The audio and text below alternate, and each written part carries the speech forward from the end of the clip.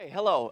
Name is Shawn Dunwoody, and what do I do, and who am I? That's a question that rattles in my head many different times. I wear many different hats. Sometimes I'm an artist, sometimes I'm a designer, sometimes I'm a community convener.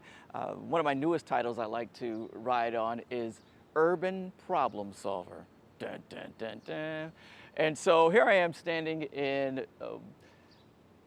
what I like to call sort of my community sketch pad. And let me explain that. You know, most people, most artists, they have a sketch pad or doodle pad or whatever, and they just flesh out ideas, and that book remains close to them, and it sits on their shelf or on their bookshelf, and they share those sketches with other friends, artists, and family. And in this case, I wanted to use a wall as sort of a sketch pad so that the community can see what I'm feeling or what's on my wall and what's on my mind and actually be part of it.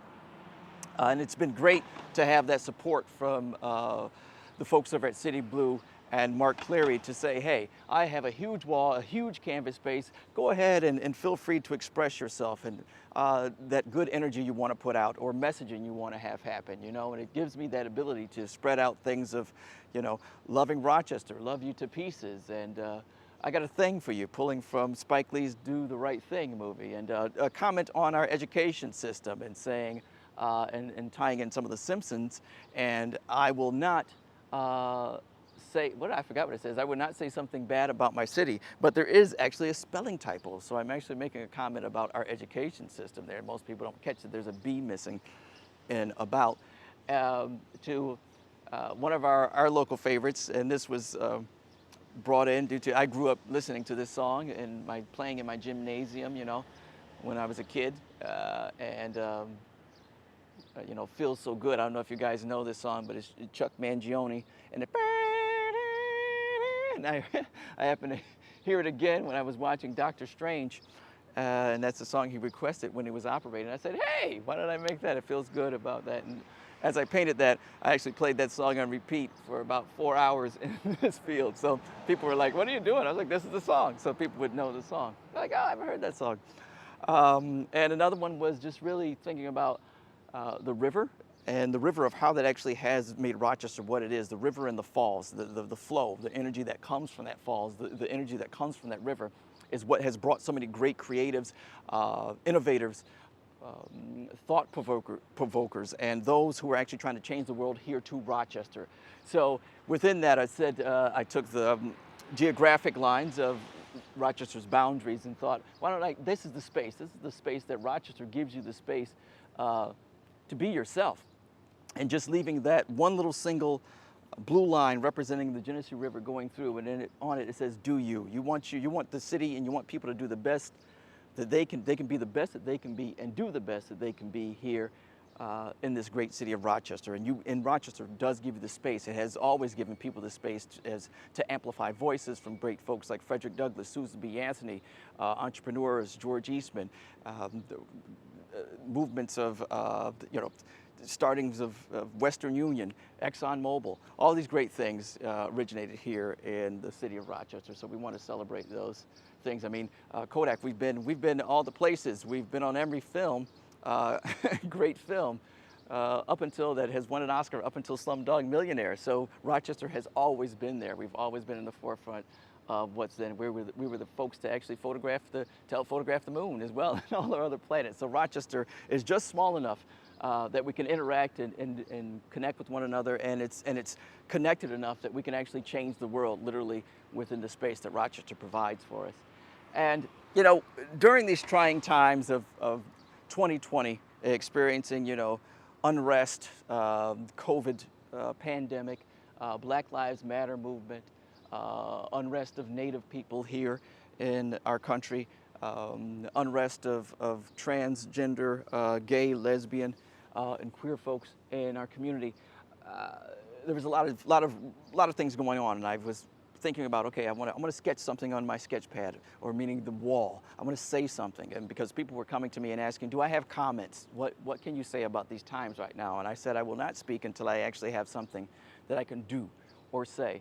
And actually, I was on Twitter, and it was a friend of mine, Quajay, had actually just typed out some words, enough. And I thought that is what it is. That's what it's about. And just really thinking about not what does enough mean? Is there enough love? There is enough surplus that we can take care of other families. Is there enough generosity? Is there enough empathy? Um, there is enough for everyone to have. There is enough that we can feed the world. So thinking of any way that enough could go. So I actually just put that typeface up there in different shades of brown and left the quotes. And I thought, what I want, I don't want it to be something that it's just, look at what I did when creating art. Look at what I did. Look at what I made, like some of the other pieces you might have looked at. But I wanted this to be, what can we create together? So I used chalkboard paint and left that space open for individuals to walk up and feel what do they think there is enough of or there isn't enough of. And it's just great to see people love and equality. Black Lives Matter. More hugs, period. You know, things are, people are actually expressing themselves, and the ethereal part about this is that when it rains, it's gone. And folks have actually keep coming back and giving new life. So this gives a re-emergence. Once again, it's just like the falls. It's always creating, always moving that energy. So this static paint on the wall has a great energy and is always moving and always becoming a voice and a connection for the community. And this space I find very important. It's actually branched out and become a gathering location for individuals to do yoga, to bring their pets here. It's one of the last few green spaces close to the inner loop before that eventual fill that can support some of these residents downtown. And I know there's talk of, or there's not talk, but there is a plan of having a new build here. But I wish the city folks could take a beat for a moment and let this be sort of a cultural park. I think this can really grow into an area where people can communicate, express themselves. We've seen this already happen. People are actually practicing health out here in this field. So I think this is a great gathering spot. People have started to plant sunflowers and various other flower bombs in this park. So I think it's a great way to actually build a new community connector. Most people walk past this from the towers to the stores on Main Street. Neighborhood residents are walking by. I've come to grown and know some of these folks by name because I was like, hey, Shawn, hey, you're at it again. And I think this could become a great point of connection for people on either side of the moat of the inner loop as we know it. And what do you want to see? Oh, what I want to see? Oh, what I want to see. Okay. What I would like to see here in the future is a gathering spot, a communal area where people, there's song, there's festivals going on, there are performances. It's a sculptural park. It's a way for people to actually, it's actually a connecting point for a lot of people going to restaurants and movie theaters and some of the eateries here downtown. So I think it's a great place to stop and catch a breath. I actually did experience such a park that was connected to a parking garage in Fort Wayne, Indiana. And they took over a concrete space, but they actually turned it into a park with picnic tables and music that was always playing from 8 o'clock in the morning until 8 o'clock at night. And it was a gathering location. It was close to the restaurants. People could bring their food. They could sit down. They could actually drink in the area as well. I think this could be a great outdoor flowing activity for people to really be engaged, to show that the city really believes in its people and where they do come together. I think that's an important part of actually what I would personally like to see in this area. I hope I'm answering questions. I just feel like I'm rambling. What would you like to see in inner loop? What improvements Okay. would you see here, and what could be in the inner loop and north? Okay. Improvements that can happen here will actually really affect the connection to Inner Loop North, just a few hundred feet away. That area, that stretch, that 27 acres of land is very valuable. It was originally in place to get people in and out of our downtown area and displace homeowners and businesses. So I think in the future, having a vision and an idea of equity, racial understanding, social economic understanding, moving forward, understanding that we can create a new Rochester and a new neighborhood.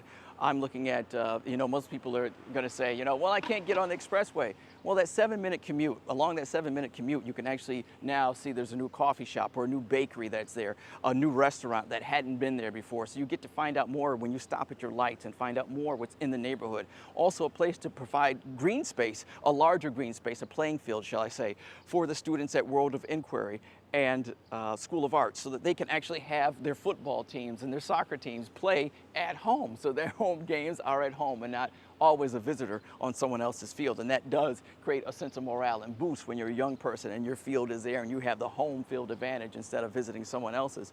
And I think this can actually, I think one of the missions or one of the outreach moments that are happening now is that folks in the Market View Heights neighborhood are actually looking, in particular, is how do you help what is already here? How do you help the homeowners that are here? How do you help to build so that you have a fluid connection between downtown Rochester, the Inner Loop, and Market View Heights, and not just a placement of new buildings and not considering the neighbors and neighborhoods that have been in this Scio Street neighborhood for many years, even before the Inner Loop was actually created. So I think this is what we can see. We can see this place where we can get various people of different social economic backgrounds and racial backgrounds together to really see what Rochester can be. I think we're on the cusp of understanding what we can be. And I think that's what it is, what we can be and what we will be. Once again, it's that flow and energy, just like the falls, we're always changing, always evolving, and that Inner Loop will be the new evolution, the new life, the new birthplace of Rochester can produce. The next Frederick Douglasses and Susan B. Anthony's and George Eastman's and, why was I gonna say his name and now I can't remember his name. It'll come to me. But yes, what's the architect's name when I said it this morning? Oh, shucks. Begins with an S. I don't know. We'll get to it. But it's those kind of things that'll happen. That'll be great. And I think, once again, that's what we can do. So, I don't know.